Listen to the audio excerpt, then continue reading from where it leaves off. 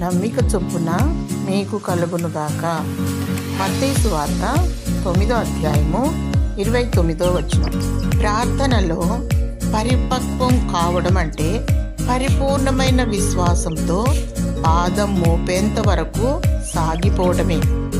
ఇంకా ప్రార్థిస్తూ ఉండగానే మన ప్రార్థన దేవునికి చేరింది, అంగీకరింపబడింది అన్న అభయాన్ని మనం పొందుకోవాలి.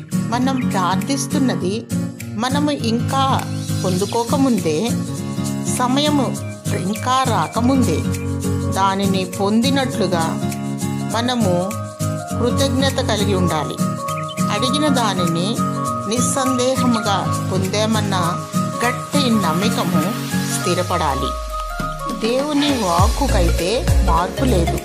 ఒకసారి దేవుడు మనకు వాగ్దానం చేస్తే తప్పనిసరిగా మాట తప్పని దేవుడు మన దేవుడు. కాబట్టి మనము అడిగిన వాటినెల్లా పొంది ఉన్నామని నమ్మినెడల అది మనకు అనుగ్రహింపబడును.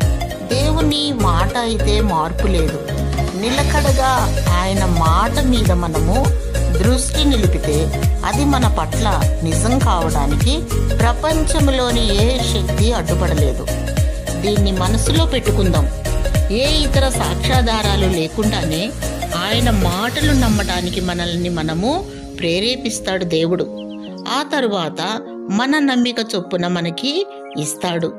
దేవుడు పలుకగా ఆ ప్రకారమాయను అని ఆదికాండము 1వ అధ్యాయము 9వ వచనం ప్రకారము చెప్తుంది. అయితే దేవుడు నీ జీవితంలో నీ నమ్మిక చొప్పున నీకు ప్రతిఫలం ఇచ్చునుగాక. ఆమేన్.